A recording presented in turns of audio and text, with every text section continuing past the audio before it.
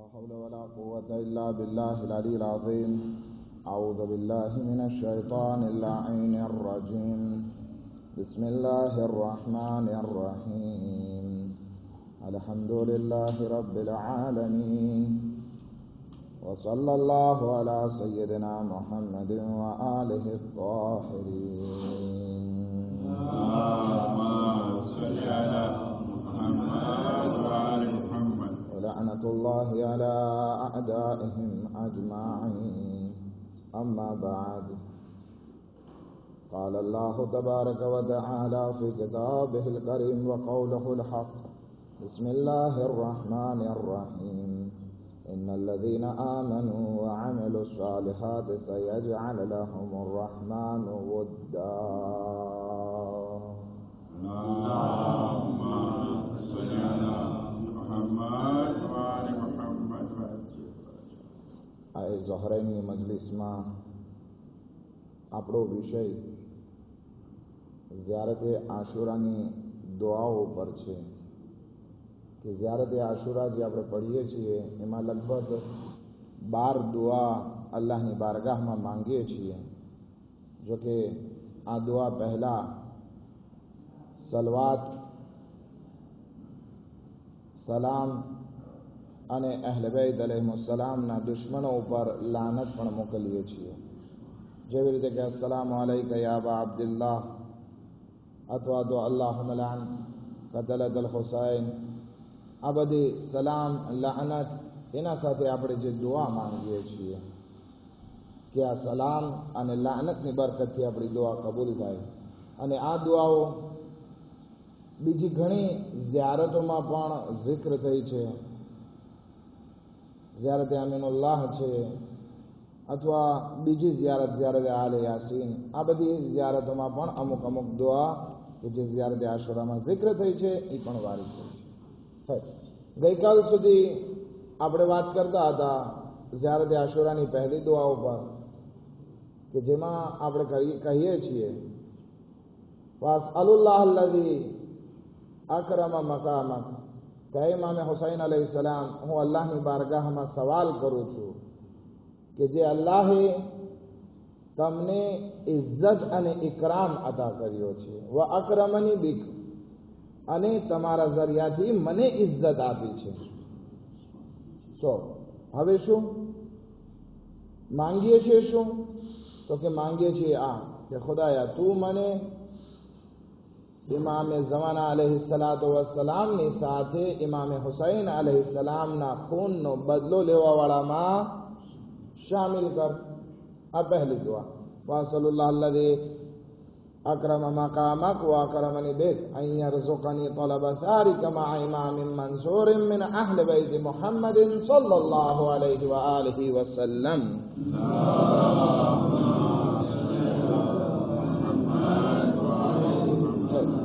મતલબ શું થયું કે જે ઇમામે ઝમાના અલૈહિસ્સલામની સાથે હશે એ ઇજ્જત વાળો માણસ હશે, એનો ઇકરામ થયેલો હશે, એના દિલમાં હુસૈનની મોહબ્બત હશે. તો આપણે પણ કોશિશ કરીએ કે આપણે ઇજ્જત વાળા બનીએ. ઇજ્જત વાળા કેવી રીતે બની શકીએ એ ગઈકાલ સુધીમાં આપણે આ વાત પૂર્ણ કરી.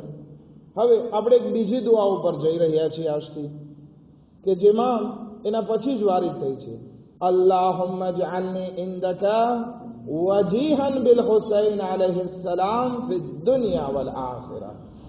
હવે આ દુઆ પૂરી થઈ ઇકરામ વાળી. હવે આબરૂ વાળી દુઆ ચાલુ થાય છે કે ખુદાયા અલ્લાહુમ્મા જઅલની વજીહન બિલ હુસૈન, કે ઇમામે હુસૈન અલૈહિસ્સલામના સદકામાં તું મને આબરૂમંદ બનાવ. ક્યાં આબરૂદાર બનાવ? તો કે દુનિયામાં અને આખિરત બંનેમાં. હવે ઇજ્જત અને આબરૂમાં તફાવત શું છે એ આપણે પહેલા જાણી લઈએ, કે જેથી આપણને ખબર પડે કે આપણે જે જૂની દુઆ કરી, આની પહેલાની દુઆ કરી અને આ દુઆ કરીએ એ બેમાં શું ફરક છે. ઘણી વખત ઇજ્જતની જગ્યાએ આબરૂ બોલતા હોય, આબરૂની જગ્યાએ આપણે ઇજ્જત બોલતા હોય, પણ હકીકતમાં જ્યારે આ બંને શબ્દો એક સાથે આવે છે ત્યારે આપણને ખબર પડે છે કે ભાઈ આ બેમાં કંઈક તફાવત છે.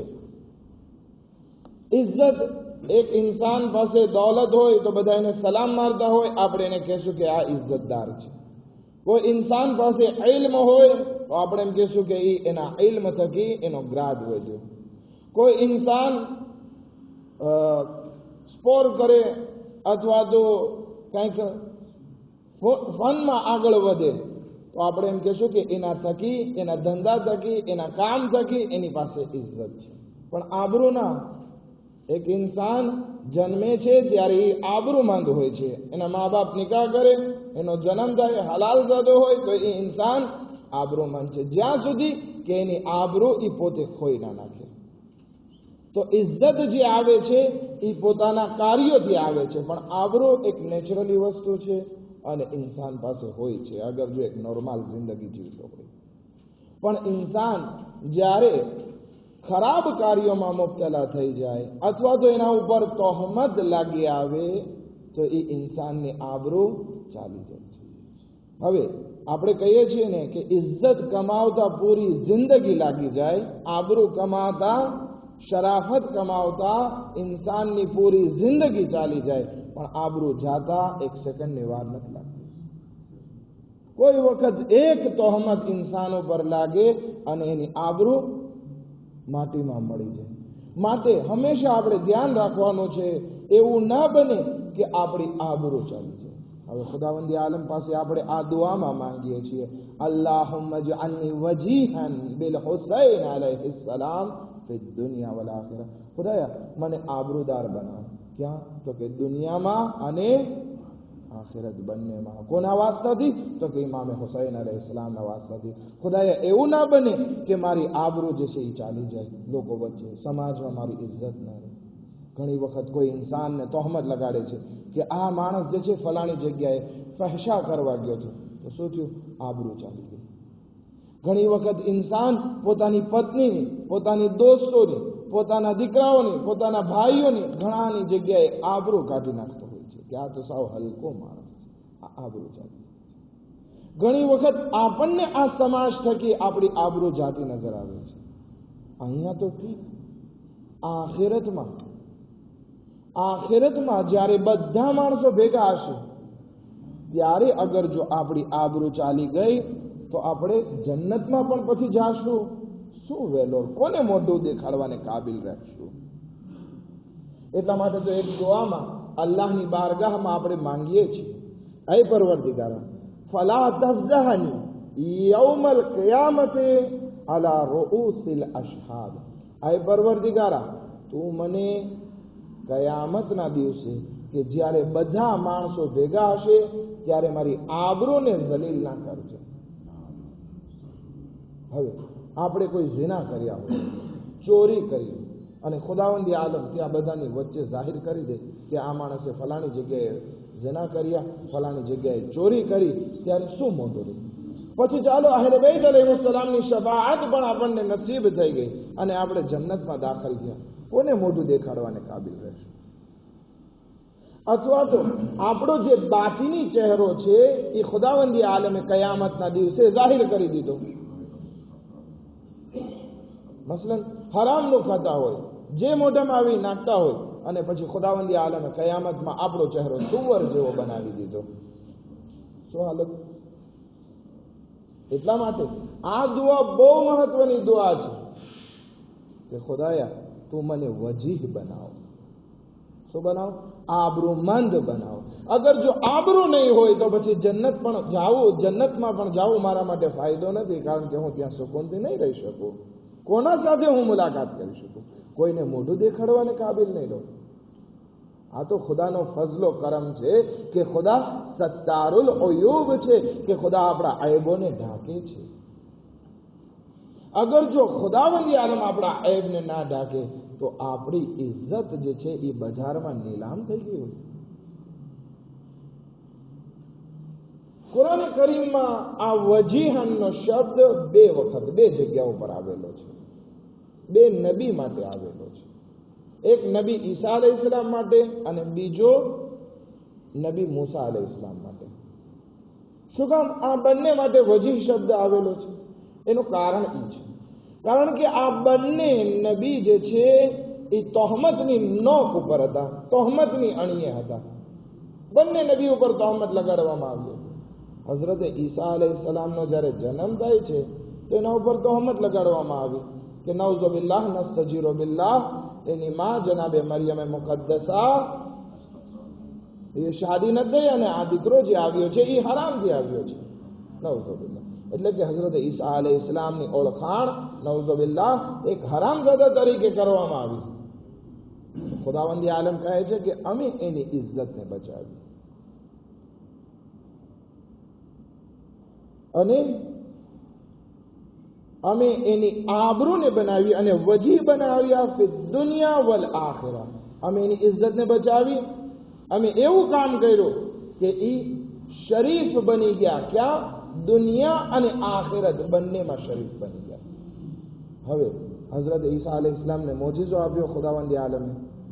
ઘોડિયામાંથી ગહેવારામાંથી બોલે છે અને એમની માની અને પોતાની ઇજ્જતને બચાવી લે છે.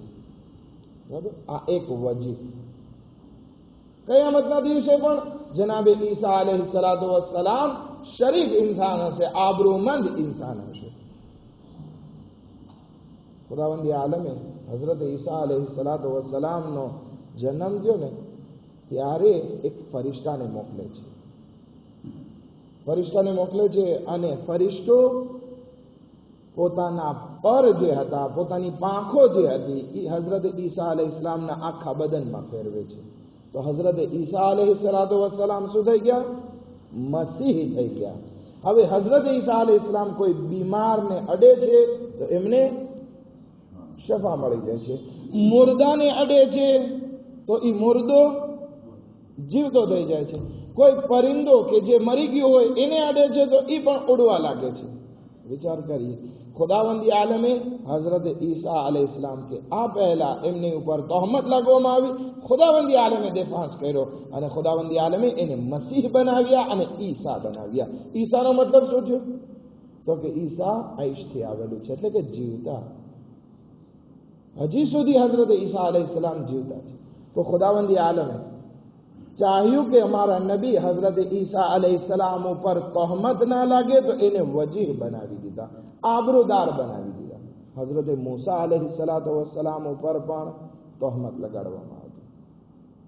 કેવી રીતે તહોમત લગાડી? એક નહીં બલકે ત્રણ તહોમત લગાડવામાં આવી.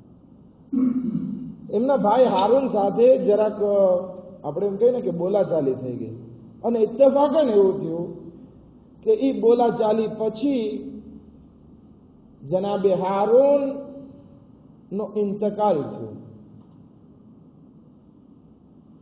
તો માણસો તહોમત લગાડવાની શરૂઆત કરી દીધી કે આ મૂસા અલૈહિસ્સલામ પોતાના ભાઈ હારૂનને કતલ કરી નાખ્યા. આ એક તહોમત. બીજી તહોમત હઝરત મૂસા અલૈહિસ્સલામ ઉપર કારૂને લગાડવા કોશિશ કરી.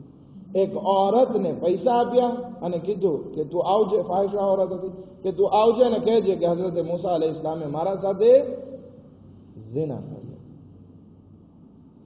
બીજી તહોમત. ત્રીજી તહોમત હઝરત મૂસા અલૈહિસ્સલામ, કારણ કે હઝરત મૂસા અલૈહિસ્સલામ એ જમાનામાં માણસો એકબીજાની સામે કપડાં કાઢી અને ના કે બધા કપડાં શરમગાહ છુપાવી રાખતા, પણ બદનના બીજા કપડાં જે છે કાઢી અને નદીમાં નાવા કરતા, એકબીજાની સામે આ કપડાં બદલતા. પણ હઝરત મૂસા અલૈહિસ્સલામ એ હયાવાળા ઇન્સાન હતા કે કોઈની સામે એ કપડાં પણ ના કાઢતા, મસલન ઉપરનો ખાંજો પણ ના કાઢતા. તો એના ઉપર તહોમત લગાડવામાં આવી કે હઝરત મૂસા અલૈહિસ્સલામના બદનમાં કાંઈક ખોટ છે, કાંઈક ઐબ છે કે જેના હિસાબે એ કપડાં નથી કાઢતા. આ ત્રણ તહોમત લગાડવામાં આવી. કોના ઉપર? હઝરત મૂસા અલૈહિસ્સલામ. જ્યારે ઇન્સાન ઉપર આ તહોમત લાગે છે પછી એને સમાજમાં જીવવું પણ મહેનત પડી જાય છે. પણ ખુદાવંદી આલમ અહીંયા પણ બયાન ફરમાવે છે કે અમે હઝરત મૂસા અલૈહિસ્સલામને બચાવ્યા અને રસૂલે ખુદાની ઉમ્મતને પણ બયાન કરે છે. યા અય્યુહલ્લઝીના આમનુ, એ ઈમાન લાવનારાઓ, લા તકુનુ કલ્લઝીના આઝુ મૂસા, એ ઈમાન લાવનારાઓ એવા ના બનો કે જેઓએ હઝરત મૂસા અલૈહિસ્સલામને અઝિયત પહોંચાડી. કેવી રીતે અઝિયત પહોંચાડી? આવી તહોમત લગાડવાથી. કહેવામાં આવે છે, પેરેન્થેસિસમાં કહેતો જાઓ, રસૂલે ખુદા સલ્લલ્લાહુ અલૈહિ વસલ્લમને સૌથી વધારે અઝિયત પહોંચાડવામાં આવી.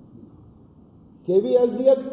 આ અઝિયત મારકુટની ઓછી હતી. બીજા નબીઓને તો કટકે કટકા કરવામાં આવ્યા. હઝરત નૂહ અલૈહિસ્સલામ ઉપર આટલા પથ્થર ફેંકવામાં આવતા કે આખા ઢકાઈ જતા. પણ ઈ અઝિયત કરતા આ જબાનની અઝિયત જે છે એ બહુ ખતરનાક છે. મસલન રસૂલે ખુદાને પાગલ કહેવામાં આવે, જીનઝદા કહેવામાં આવે, અથવા તો ગુરુ કહેવામાં આવે. આ બધી વસ્તુથી જેનાથી ઇન્સાનની આબરૂ હલકી થાય છે એ બહુ દાણશરે હોય છે. તો ખુદાવંદી આલમ મનાઈ કરે છે એવા ના બનો કે જે લોકોએ હઝરત મૂસા અલૈહિસ્સલામને અઝિયત પહોંચાડી છે. પછી ખુદાવંદી આલમે શું કર્યું? ફબરઅહુલ્લાહ, કે ખુદાવંદી આલમે એનો બચાવ કર્યો. કોનો? હઝરત મૂસા અલૈહિસ્સલામનો.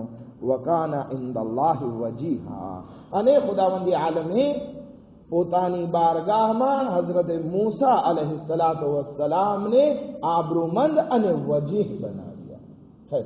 ઓલી જે 3 તહોમત લાગી હતી એનું શું થયું? ખુદાવંદી આલમે જાહેર કરી દીધું કે હઝરત મૂસા અલૈહિસ્સલામે હારૂનને કત્લ નથી કર્યા.